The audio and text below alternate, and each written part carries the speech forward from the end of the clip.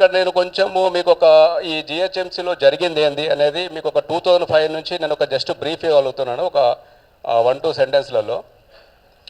యాక్చువల్గా మనకి హోర్డింగ్స్ అనేది ఇంతకుముందు 60 ఇయర్స్ బ్యాక్ నుంచి ఉంది, మన మిత్రులు చెప్పినట్టు. అయితే 2005 నుంచి అప్పుడున్న జిహెచ్ఎంసీ లిమిట్స్ ప్రకారము ఒక 2400 హోర్డింగ్స్ ఉన్నాయి జిహెచ్ఎంసీలో. ఈ 2400 హోర్డింగ్స్కి సుమారుగా జిహెచ్ఎంసీకి ప్రతి సంవత్సరానికి 30 నుంచి 40 కోట్ల ఆదాయం వస్తుంది. అదేంటిది ఓన్లీ అడ్వర్టైజ్మెంట్ ట్యాక్స్ రూపకంగా, ఓ ట్యాక్స్ రూపంగానే 30 నుంచి ఒక 40 కోట్ల ఆదాయం వస్తుండే ఈ 2400 హోర్డింగ్స్ ద్వారా. దీంట్లో ఈ 2400 హోర్డింగ్స్ అప్పుడు జిహెచ్ఎంసీ లిమిట్స్లో ఏం చేశారంటే 2005 తర్వాత నుంచి చేసి అప్పుడు జిహెచ్ఎంసీ తక్కువ ఉంది అనేసి కొత్తగా హోర్డింగ్స్ పర్మిషన్స్ ఇవ్వద్దు, ఈ 2400తో నడపాలని ఆపేయడం జరిగింది. సో ఈ 2400 హోర్డింగ్సే అప్ టు 2020 వరకు ఎగ్జిస్ట్లో ఉన్నాయి ఏది జిహెచ్ఎంసీ లిమిట్స్లో. ఈ 2400 హోర్డింగ్స్ పైన రిజిస్టర్డ్ ఏజెన్సీస్ ఒక 209 రిజిస్టర్డ్ ఏజెన్సీస్ దీనిపైన డిపెండ్ అయ్యి ఎవ్రీ ఇయర్ జిహెచ్ఎంసీకి అడ్వర్టైజ్మెంట్ ట్యాక్స్ కట్టాయి. ఇందులో 209లో ఒక ఏజెన్సీకి ఒక హోర్డింగ్ ఉండొచ్చు, 5 హోర్డింగ్స్, 10 హోర్డింగ్స్, 100s, 200, 300 డిఫరెంట్ ఒక్కొక్క ఏజెన్సీ వాళ్ళ స్తోమత ఉంటే అప్పుడు హోర్డింగ్స్ ఉండే. సో ఈ 2005 నుంచి 20 వరకు అంటే 15 ఇయర్స్ ఈ 2400 హోర్డింగ్స్తోనే ట్యాక్సులు పెంచుకుంటూ రావడం వల్ల 2020లో వాళ్ళకు వచ్చిన రెవెన్యూ అంటే ఒక 30 to 40 crores వరకు ఉంది. ఇది కాకుండా జిహెచ్ఎంసీకి అడిషనల్గా జిహెచ్ఎంసీ కానీ అదర్ గవర్నమెంట్ అసెట్స్ వాళ్ళు టెండర్ రూపకంగా వాళ్ళ అసెట్స్ లీజుకి ఇచ్చేవాళ్ళు ఏది హోర్డింగ్ సెలెక్షన్ చేసుకోవడానికి. దానిపైన ఇంకొక 10 to 15 crores వరకు వాళ్ళకి ఆదాయం వచ్చేది. సో ఎప్పుడైతే 2005 తర్వాత ఎందుకు ఆపారు అంటే ఇంకా జిహెచ్ఎంసీ లిమిట్ తక్కువ ఉంది కదా, మనకి ఎక్కువ అవసరం లేదు, 2004 కొత్త ప్రైస్ చేయడం ఆపేసిన తర్వాత 2005 తర్వాత మీ అందరికీ తెలుసు పాత్రికేయులందరికీ జిహెచ్ఎంసీ ఇప్పటికీ 2 సార్లు విస్తరించింది. దాని లిమిట్స్ అనేది పెంచుకోవడం కూడా పోతుంది, అంటే జిహెచ్ఎంసీ పరిధి పెరిగింది. ఇప్పుడు కొత్తగా వచ్చేసేసి జిహెచ్ఎంసీ పరిధిని present government up to ORR వరకు పెంచుతామంటున్నారు, అంటే ఆ ఓఆర్ఆర్ ఆల్రెడీ కలిపేసినామంటున్నారు. సో ఈ లెక్క ప్రకారం చూస్తే ఇప్పుడు ఓఆర్ఆర్ చుట్టుపక్కల ఉన్న అన్ని మున్సిపాలిటీలలో గల ఈ జియో నెంబర్ 68 అమలు అవుతే మేమందరం ఉపాధి కోల్పోతాం ఒకటి.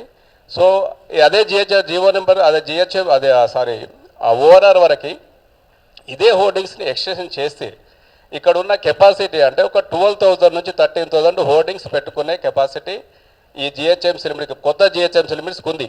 సో దాని ద్వారా మనం ఒక ఆదాయము ఏది 2020లో వచ్చిన ఆదాయం ఒక 30 to 40 crores మనం దాన్ని క్యాల్కులేట్ చేసుకున్నా ఆ రేటు ప్రకారం వేసుకున్నా కూడా సుమారుగా ఓన్లీ జిహెచ్ఎంసీ లిమిట్ ప్రకటనల పైన వచ్చే ఆదాయము ఒక 250 కోట్ల నుంచి ఒక 350 కోట్ల మధ్యలో వచ్చే అవకాశం ఉంది.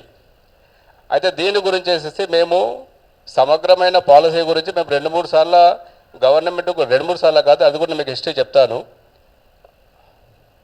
సో ఈ 200 మీకు ఈ 209 రిజిస్టర్డ్ ఏజెన్సీస్ కాకుండా అదనంగా creative agencies plus media planning and buying agencies, flex printing agencies, DTP operators అని రకరకాలుగా అప్పుడు జిహెచ్ఎంసీలో ఉండే. సడన్గా ఏం జరిగిందంటే 2020లో అప్పటి ప్రభుత్వము ఒక జియో నెంబర్ 68 అని ఒక జియో తీసుకొచ్చేసి ఆ జియో ద్వారా సిటీలో ఉన్న హోర్డింగ్స్ అన్నీ ఉన్న పలంగా 15 ఫీట్ల లోపలికి దించుకోండి, హోర్డింగ్ అనేది ఉంటే 15 ఫీట్ల వరకే ఉండాలి, అంటే భూమి నుంచి 15 ఫీట్ల హైట్కి మించి ఉండకూడదు అనేసి అప్పుడు ఒక జీవో తీసుకోవడం జరిగింది పాత గవర్నమెంట్. ఆ జీవో ప్రకారము దాన్ని హోర్డింగ్ అన్నారు, మీకు కూడా తెలుసు. ఒక 15 ఫీట్ల లోపల పెట్టాలంటే దాన్ని హోర్డింగ్ అన్నారు. ఒక షాప్ సైనేజ్ బోర్డే మినిమం 20 ఫీట్ల పైన ఉంటేనే వాడికి విజిబిలిటీ ఉంటుంది. సో ఈ 15 ఫీట్ల లోపల తీసుకోవడం మేము దానిపైన కోర్టుకి వెళ్ళడం జరిగింది. అప్పుడున్న గవర్నమెంట్ ఆ కోర్టు కేసు చాలా రోజులు కోర్టులో ఒక 3-4 ఇయర్స్ కోర్టులోనే అట్లా పెండింగ్ ఉండిపోయింది. ఆ ఫైనల్ రిజల్ట్ కూడా అనుకూలంగా రాలేదు. సో దాన్ని తర్వాత ఆ గవర్నమెంట్ అయిపోయిన తర్వాత మేము ఈ గవర్నమెంట్ వచ్చినప్పుడు సరే ఆ గవర్నమెంట్ మా జీవో ద్వారా ఈ 209 ఏజెన్సీస్ ప్లస్ అదనంగా ఉన్న ఇంకో 200-300 ఏజెన్సీస్ అన్రిజిస్టర్డ్ ఏజెన్సీ అంటే అన్రిజిస్టర్డ్ అంటే మీరు మళ్ళీ మేము మీకు ఇచ్చే ప్రెస్ నోట్లో అన్రిజిస్టర్డ్ ఏజెన్సీ అని ఉంది. అన్రిజిస్టర్డ్ ఏజెన్సీ అంటే వీళ్ళు ఏది ఇల్లీగల్ అని కాదు. అన్రిజిస్టర్డ్ ఏజెన్సీ అంటే ఇప్పుడు ఒక క్రియేటివ్ అంటే అడ్వర్టైజ్మెంట్ క్రియేట్ చేసేవాడికి జిహెచ్ఎంసీ రిజిస్ట్రేషన్ చేసుకోవాల్సిన అవసరం లేదు. ఒక మీడియా ప్లానింగ్ బయింగ్ ఏజెన్సీకి ఒక జిహెచ్ఎంసీ రిజిస్ట్రేషన్ చేసుకోవాల్సిన అవసరం లేదు. ఒక ఫ్లెక్స్ ప్రింటింగ్ ఏజెన్సీ డిటిపి ఏజెన్సీస్కి వాళ్ళకి ఇందులో రిజిస్టర్ చేసుకోవాల్సిన ఓన్లీ రిజిస్టర్డ్ ఏజెన్సీస్ మాత్రం అంత. దానిపైన మా దగ్గర పక్కా ఆర్టీఐ ఆధారాలు అన్నీ ఉన్నాయి. 209 లిస్ట్ ఆఫ్ ఏజెన్సీస్కి ఎన్ని హోర్డింగ్స్ ఉండే అనేది కూడా మా దగ్గర పక్కా ఆధారాలతో ఉంది. సో దీని తర్వాత మేము ఆ జియో నెంబర్ 68 అయిపోయిన తర్వాత మేము ఆల్రెడీ అప్పుడున్న గవర్నమెంట్ కూడా చాలాసార్లు రిక్వెస్ట్ చేయడం జరిగింది, సార్ పాలసీ కావాలి. అండ్ అంతకుముందు ఉన్న సిస్టమ్ ఎలా ఉందంటే అక్కడ అప్పుడు పాలసీ లేదు, ఇప్పటికీ పాలసీ లేదు, రిస్ట్రిక్షన్స్ అనేసి ఏమీ లేకుండే. సో అప్పుడు ఏంటంటే మున్సిపాలిటీ 5th 6th ఫ్లోర్ వరకు కూడా అలౌ చేస్తుండే. సో అప్పుడున్న గవర్నమెంట్ కూడా మేము సార్ మీరు రిస్ట్రిక్షన్స్తోని ఇవ్వండి, మీడియా అనేది ఇంపార్టెంట్. ఎందుకంటే మాస్ కమ్యూనికేషన్లో ఈ మీడియా సిటీలో ఈ మీడియా లేకపోవడం వల్ల చాలా ఎంతోమంది ఇబ్బంది పడుతున్నది పబ్లిసిటీ చేసుకోవడానికి దీనికి. సో మేము అప్పుడు అడిగినప్పుడు ఆ గవర్నమెంట్లో కూడా ఒక డ్రాఫ్ట్ పాలసీ రెడీ చేశారు. రెడీ చేసి మమ్మల్ని అడ్వర్టైజింగ్ ఏజెన్సీలను అసోసియేషన్ను కూడా మీటింగ్ పిలవడం జరిగింది. ఆ మీటింగ్లో మేము కూడా ఎక్స్ప్రెస్ చేసాము.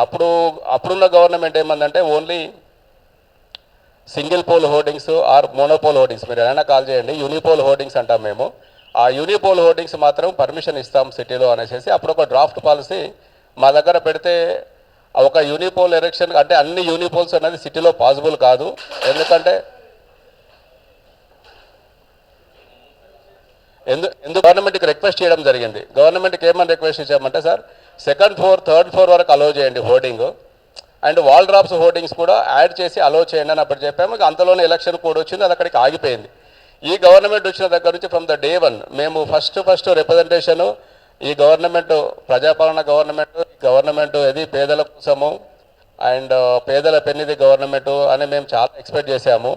సో ఇందిరమ్మ రాజ్యము సో అనేసి మేము కూడా అంటే ఈ గవర్నమెంట్ వస్తే మాకు సపోర్ట్ చేస్తుందని మాకు ఎలా నమ్మకం ఉండే అంటే, మేము 2020 జీవో వచ్చినప్పుడు అప్పుడు కూడా మేము ధర్నా కార్యక్రమాలు చాలా ప్రొటెక్ట్ కార్యక్రమాలు చేయడం జరిగింది. అప్పుడు మాకు ఈ పార్టీ ఆ పార్టీ అని కాదు, అన్ని పార్టీలు మాకు సపోర్ట్ చేశాయి. అప్పుడున్న రూలింగ్ పార్టీ కాకుండా మిగతా పార్టీస్ అన్నీ సపోర్ట్ చేశాయి. అందులో ముఖ్యంగా రేవంత్ రెడ్డి గారు కూడా, ఇప్పుడున్న సీఎం సార్ కూడా మాకు అప్పుడు మా వెనకాల ఉండేసేసి లేదు మీకు ఖచ్చితంగా ఇది అన్యాయం జరుగుతుంది, మీకు ఈ జీవో వల్ల మేము ఖచ్చితంగా మీకు సపోర్ట్ చేస్తామనేసి మేము ప్రెస్ మీట్ పెట్టినా కూడా వాళ్ళ సైడ్ నుంచి కొంతమంది వచ్చి ఆ ధర్నాలో పాల్గొనడం జరిగింది, ప్రెస్ మీట్లో పాల్గొనడం జరిగింది.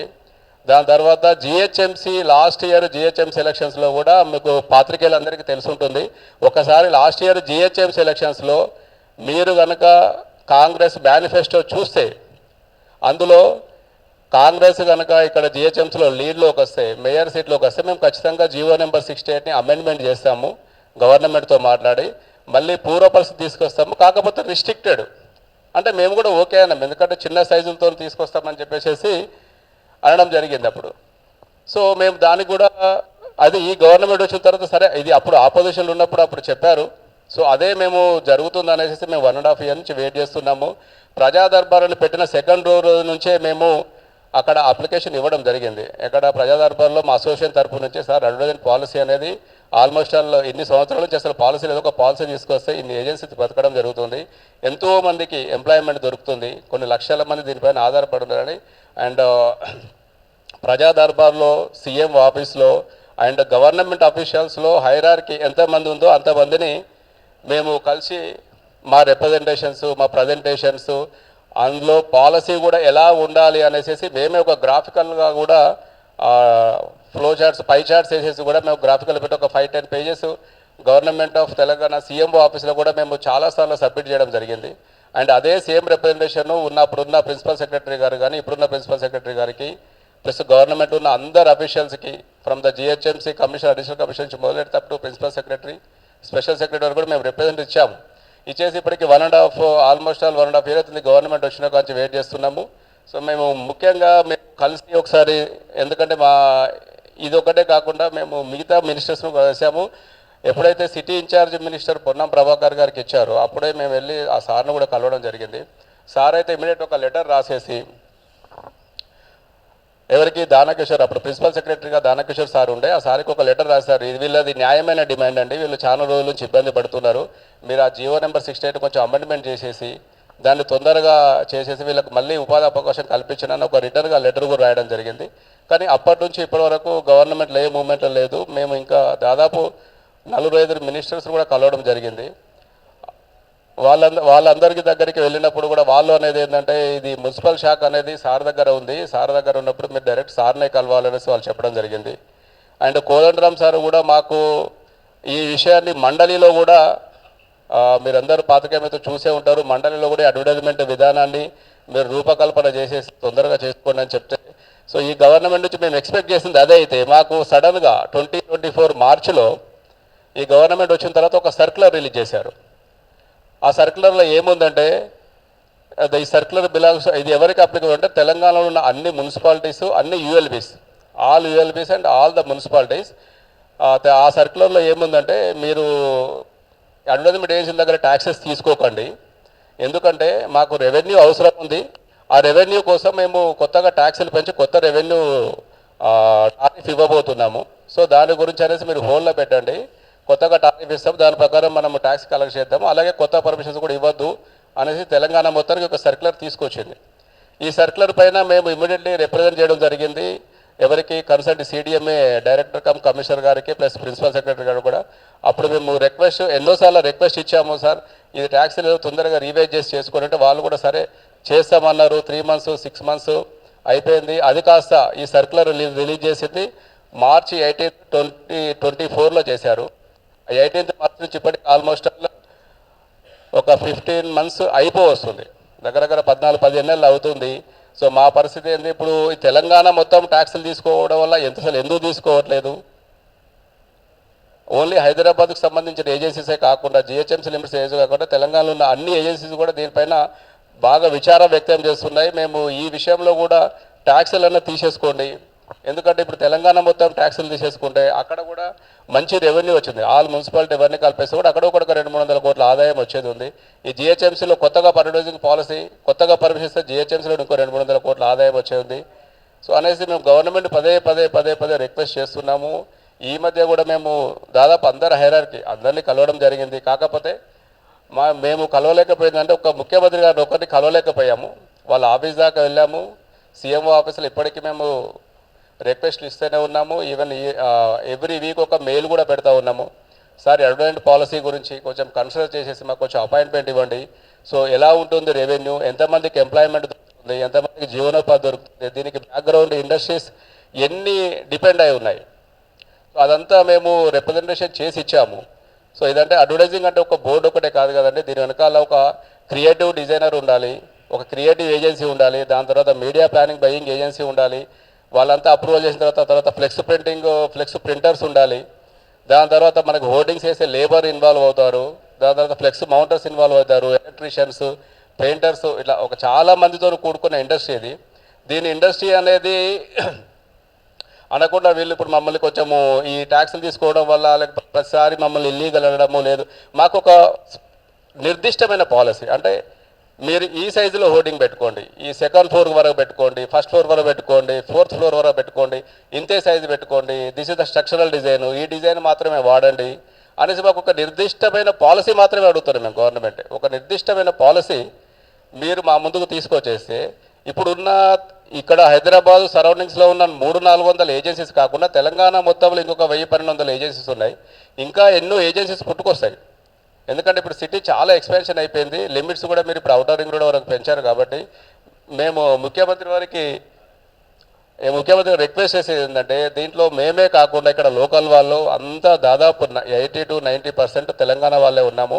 ఈ మధ్య కూడా తెలంగాణ నుంచి కూడా బయట నుంచి ఎన్ఆర్ఐస్గా వచ్చేసేసి రీసెంట్గా చుట్టుపక్కల ఔటర్ రింగ్ రోడ్ చుట్టుపక్కల మున్సిపాలిటీస్లలో ఒక 10-20 ఏజెన్సీలు నాకు తెలిసినవి ఉన్నాయి. వాళ్ళంతా ఈ మీడియా పైన ఇన్వెస్ట్ చేశారు, ఎందుకంటే అక్కడ ఉద్యోగాలు పోవడంతో ఇక్కడికి వచ్చిన తర్వాత సరే మనకి ఈ ఇండస్ట్రీలో సరే అడ్వర్టైజ్మెంట్ ఎవరైతే ముఖ్యంగా కొంచెం ఎంబీఏ చేసిన వాళ్ళు, ఎవరికైతే మార్కెటింగ్ నాలెడ్జ్ ఉంటుందో, ఎవరికైతే కొంచెం క్రియేటివిటీ ఉంటుందో వాళ్ళే ఎక్కువ అడ్వర్టైజింగ్ ఏజెన్సీలోకి వస్తారు. సో వాళ్ళు కూడా ఈ మధ్య వచ్చి చాలామంది ఇన్వెస్ట్ చేసేసి వాళ్ళు ఇబ్బంది పడుతున్నారు బాగా ఈ ట్యాక్సులు తీసుకోకపోవడం వల్ల, దానిపై నుంచి కొంచెం హైడ్రా యాక్షన్ తీసుకోవడం వల్ల. సో దీనికి అందరికీ ఒకటే సొల్యూషన్ ఏంటంటే ఒక సమగ్రమైన మొత్తం జిహెచ్ఎంసీతో కలిపి తెలంగాణ మొత్తానికి ఒక సమగ్రమైన పాలసీ అనేది రావాలనేసి మేము దాదాపు అంటే ఈ గవర్నమెంట్లో ప్లస్ అఫీషియల్స్లో కూడా ఒక విధంగా చెప్పాలంటే ఎక్కని మెట్టు లేదు మొక్కని దేవుడు లేదు అన్నట్టు దాదాపు అందరినీ కలిసాము. ఎక్కడ కలిసినా మా సమస్యకి పరిష్కారం దొరకట్లా. సో మేము ఈ ప్రెస్ మీట్ కూడా పెట్టుకోవడానికి కారణం ఏంటంటే ఇన్ని రోజుల నుంచి చూస్తున్నాము, దగ్గర 18 నెలలు అయిపోతుంది, 1.5 year అయిపోయింది, ఇంకా కూడా మాకు పరిష్కారం దొరకకపోతే ఈ గవర్నమెంట్లో ఇంకెప్పుడు దొరుకుతుంది మాకు పరిష్కారము? ప్రజాపాలన గవర్నమెంట్ కదా, పేదల గురించి ఆలోచిస్తుంది కదా. మరి ఒక 2-3 ఏజెన్సీస్లే బతికేటట్టు జరుగుతూ ఉంది. ఈ మధ్య జరిగిన సినారియో కూడా జిహెచ్ఎంసీలో ఒక 2-3 ఏజెన్సీస్కి జీవో నెంబర్ 68 కాదనేసేసి అది కంటెంప్ట్ ఆఫ్ ద కోర్ట్ అవుతుంది. స్పెషల్ ఆర్డర్స్ ఇస్తున్నారు.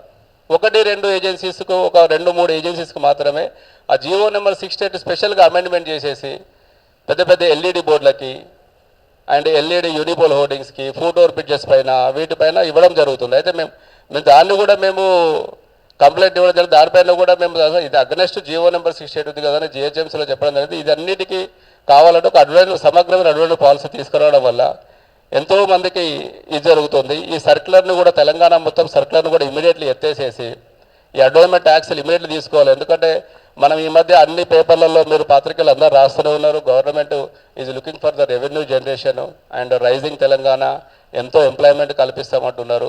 మరి అడ్వర్టైజ్మెంట్ ట్యాక్స్ ఏం తీసుకోవట్లేదు సార్. మీరు ట్యాక్సెస్ తీసుకోండి. ట్యాక్సెస్ తీసుకుంటే ఎంతో కొంత మా చేదోడు వాదోడుగా ఏదైతే ట్యాక్స్ ఉందో 100 crores, 50 crores, 70 కోట్లు, 100 కోట్లు, 150, 200 కోట్లు ఎంతో వస్తుంది కదా గవర్నమెంట్కి. మేమేం తప్పు చేసాము? మమ్మల్ని ఎందుకు సర్క్యులర్ రిలీజ్ చేసేసేసి మార్చి 18 చేసి ఇప్పటివరకు 14 నెలలు 15 నెలలు వస్తుంది, ఇంతవరకు ఆ ట్యాక్స్ పైన దృష్టి పెట్టట్లేరు. సో దీనిపైన తీసుకోండి పదే అనేసి మేము చెప్తున్నాం, అది తీసుకోవట్లేదు. పోనీ జిహెచ్ఎంసీలో ఒక సమగ్రమైన అడ్వర్టైజ్మెంట్ పాలసీ అవసరం లేదా? ఒకసారి ఆలోచించండి. అసలు జిహెచ్ఎంసీలో హైదరాబాదు జిహెచ్ఎంసీ తెలంగాణ గుండకాయ కదా, అందులో ఒక పబ్లిసిటీ చేసుకోవాలంటే ఇప్పుడు మీ న్యూస్ ఛానల్స్ అయినా ఒక కొత్త ఛానల్ లేకపోతే ఒక ఛానల్ మీరు పబ్లిసిటీ చేసుకోవాలంటే మీడియా ఎక్కడ ఉంది సార్? ఇక్కడ అంటే మాస్ కమ్యూనికేషన్ మీడియా మీకు కావాలి కదా. మీకైనా కావాలి, ఒక చర్మాస్ అనే కంపెనీకైనా కావాలి, ఒక రిలయన్స్ వాళ్ళకైనా కావాలి, లేకపోతే ఫ్యూచర్ గ్రూప్ అయినా, ఏ కంపెనీకైనా, సిమెంట్ కంపెనీకైనా, ఆదానికైనా, వీళ్ళందరికీ ఎవరికి ఇక్కడ అడ్వర్టైజ్మెంట్కు హోర్డింగ్స్ లేకపోవడం వల్ల, బిగ్ మీడియా హోర్డింగ్స్ అనేది లేకపోవడం వల్ల ఏమవుతుందంటే తెలంగాణకి రావాల్సిన అడ్వర్టైజ్మెంట్ బడ్జెట్ కూడా అలొకేషన్ అవ్వట్లేదు.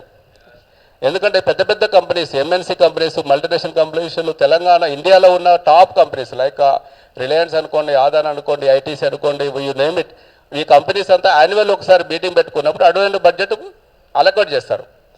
ఈ అడ్వర్టైజ్మెంట్ బడ్జెట్లో ఏ స్టేట్కి ఎంత పెట్టాలి, ఏ స్టేట్కి ఎంత పెట్టాలని అలొకేట్ చేసినప్పుడు ఇంతకుముందు పర్ఫెక్ట్గా హోర్డింగ్స్ హైదరాబాద్ మీడియా బాగుంది కాబట్టి హైదరాబాద్కి ఇన్ని కోట్లు పక్కకు పెట్టేసేయండి అంటే ఇన్ని కోట్లు పెట్టడం వల్ల అది ఓన్లీ అవుట్డోర్కే కాదు, ఎన్ని కోట్లలో టీవీ మీడియాకి వస్తుంది, ప్రింట్ మీడియాకి వస్తుంది, ప్లస్ అవుట్డోర్ మీడియాకి వస్తుంది. అలాగే ఇంకా బీటీఎల్ యాక్టివిటీస్ చిన్న చిన్న వ్యాన్లు పెట్టుకొని ఊరూర ప్రచారం చేసుకుంటారు, వాళ్ళకు కూడా వస్తుంది. అయితే ఇక్కడ హోర్డింగ్స్ అనే జిహెచ్ఎంసీలు లేకపోయేసరికి వీళ్ళు అసలు హైదరాబాద్ తెలంగాణకి బడ్జెట్ అలొకేట్ చేయడమే వాళ్ళు ఆలోచించట్లా. ఎందుకంటే ఇక్కడ 80% ఇక్కడే ఉంది కదా మార్కెట్. మనం హైదరాబాద్లో మీడియా లేకపోతే మనం చుట్టుపక్కల ఈ టౌన్స్లలో, డిస్ట్రిక్ట్స్లలో చేసి కూడా పెద్ద ఉపయోగం ఉండదు అనే ఉద్దేశంతోనే ఇక్కడ మీడియా లేకపోవడం వల్ల అసలు ఆ బడ్జెట్ ఇక్కడికి రావట్లా. ఆ బడ్జెట్ వస్తేనే మీరందరూ, మేము కూడా ఒక మీడియా, మీరు మీ తర్వాత మేము మాస్ కమ్యూనికేషన్లో మేము ఒక మీడియా, మాది చీపెస్ట్ మీడియా కూడా. సో పాత్రికేయులతో మేము కోరుకునేది ఏంటంటే మనము ఆ యాంగిల్లో చూడండి. ఇక్కడ ఏది ఒక అడ్వర్టైజ్మెంట్ బడ్జెట్ ఒక కంపెనీ ఇక్కడ తీసుకొచ్చేస్తే దాంట్లో వాడికి ఒక హోర్డింగ్స్ పెడితేనే వాడి సర్వీస్ అవ్వదు. అంటే దాంట్లో ఒకసారి హోర్డింగ్స్ పెట్టినప్పుడు అదే టైంలో పేపర్ యాడ్ ఇవ్వాలి, అదే టైంలో టీవీ యాడ్ ఇవ్వాలి, అదే టైంలో బీటీఎల్ యాక్టివేట్ చేయాలి. ఇంతకుముందు మనకు దసరా కానీ సంక్రాంతి కానీ ఇట్లాంటివి వస్తే సిటీలో ఇట్లా బయటికి వెళ్ళగానే హోర్డింగ్స్ పైన మీరు చూస్తూ ఉండేవాళ్ళు. ఇదే ఇక్కడ బ్రాండ్ ఫ్యాక్టరీలో ఇంత డిస్కౌంట్ ఉందా, రిలయన్స్లో ఇంత డిస్కౌంట్ ఉందా, చర్మన్ ఇంత డిస్కౌంట్ ఉందా, ఆర్ఎస్ బస్ ఎంత డిస్కౌంట్ ఉందా అని. ఇప్పుడు ఈ కమ్యూనికేషన్ ఎక్కడ వస్తుంది సార్ మీ అందరికీ? అసలు సిటీలో ఏ ఈవెంట్ అవుతుందో మనకు తెలుస్తుందా? ఇంతకుముందు కంట్రీ క్లబ్ లాంటిది కానీ ఒక పెద్ద పెద్ద హోటల్స్, రిసార్ట్స్ ఏదైనా ఈవెంట్ చేస్తే 31st ఈవెంట్ చేస్తే వాళ్ళు ఒక 10-15 రోజులు పబ్లిసిటీ చేసేవాళ్ళు. ఈ పబ్లిసిటీ చేయడం వల్ల ఆ డబ్బంతా ఏజెన్సీకి రాదండి. ఏజెన్సీకి ఎంత రావాలో అంత వస్తుంది, మిగతా అంతా ట్యాక్స్ రూపంగా మళ్ళీ గవర్నమెంట్గా పోతుంది కదా. ఇప్పుడు మేము కట్టేది మేజర్గా అడ్వర్టైజ్మెంట్ ట్యాక్స్ కాకుండా మేము మా బిజినెస్ పైన 18% జిఎస్టీ కలెక్షన్ చేసేసి అది గవర్నమెంట్కే కడతాము. ఒక హోర్డింగ్ చేయాలంటే ప్రధాన కావాల్సింది స్టీల్. ఆ స్టీల్ కొన్నా కూడా మేము దానిపైన 18% జిఎస్టీ కడతాము. ఆ స్టీల్కి కావాల్సిన ఫ్యాబ్రికేటర్ దానిపైన జిఎస్టీ కడతాము. దానికి కావాల్సిన ఆర్ఎంసీ సిమెంట్ అనుకోండి, కాంక్రీట్ అనుకోండి, ఆర్ఎంసీ పైన దానిపైన జిఎస్టీ. ఇదంతా అయిపోయిన తర్వాత ఎలక్ట్రిసిటీ వర్క్ ఉంటుంది, దానికి లైటింగ్ చేయాలి, బ్యూటిఫికేషన్ చేయాలి, లేదంటే ఎల్ఈడి పెట్టాలి. సో ఎలక్ట్రిసిటీ పైన దానిపైన జిఎస్టీ కడతాము. మళ్ళీ ఇదంతా అయిపోయినాక మాకు ఎలక్ట్రిసిటీ, మీరు అందరూ ప్రతి కరెంటు బిల్ ఒకసారి ఎడక తిప్పి చూడండి సార్. అడ్వర్టైజ్మెంట్ కేటగిరీ అనేది సపరేట్ ఉంది ఎలక్ట్రిసిటీ డిపార్ట్మెంట్లో. ఇది ఇప్పుడు కాదు, గత 15 సంవత్సరాల కిందనే క్రియేట్ చేశారు అది. మేము చెల్లించే ఒక్క కరెంటు బిల్లుకి యూనిట్ పైన ఒక యూనిట్కి మేము 13 రూపీస్ చెల్లిస్తున్నాం. ఏ ఒక్క ఇండస్ట్రీ చెల్లించట్లేదు, ఏది చెల్లించట్లేదు. మరి ఇంత హైయెస్ట్ పే చేసుకుంటూ మేము మమ్మల్ని ఒక ఏమంటాము వీళ్ళు అన్ఆర్గనైజ్డ్, ఇదేదో అడ్వర్టైజింగ్ బోర్డింగ్ అంటే చిల్లరా, వీళ్ళంతా ఇది చేస్తారు. సార్ మాకు ఆర్గనైజ్డ్ ఉంటే మేము ఇదంతా ఎందుకు అవుతుంది? మేము మిమ్మల్ని కంట్రోల్ చేయబట్టున్నాం. The government and the department has to control us. మీరు కంట్రోల్ చేస్తే ఒక సమగ్రమైన పాలసీ తీసుకొచ్చి చేయడం వల్ల అందరం బతుకుతాం. అంతే కాకుండా ఏదో ఒక 2 ఏజెన్సీస్కు 3 ఏజెన్సీస్కు సరే వీళ్ళు చేసుకుంటున్నారు కదా చేసుకొనివ్వండి అంటే ఎలా అవుతుంది సార్? మరి మిగతా ఏజెన్సీలు అంతా ఏం కావాలి? మాకు ఎవరు ఎంప్లాయ్మెంట్ చూపిస్తారు ఇక్కడ? ఇప్పుడు ఇక్కడ కూర్చున్న వాళ్ళు కాకుండా ఇంకా బయట చాలామంది ఉన్నారు. సో వీళ్ళందరికీ ఎంప్లాయ్మెంట్ ఎవరు? ఒక్కొక్క దగ్గర 10 నుంచి 20 మంది, 50 మంది, 200 మంది, 300 మంది పనిచేసే కంపెనీస్ ఉన్నాయి. మరి వీళ్ళందరి మందికి ఎంప్లాయ్మెంట్ ఎక్కడ దొరకాలి?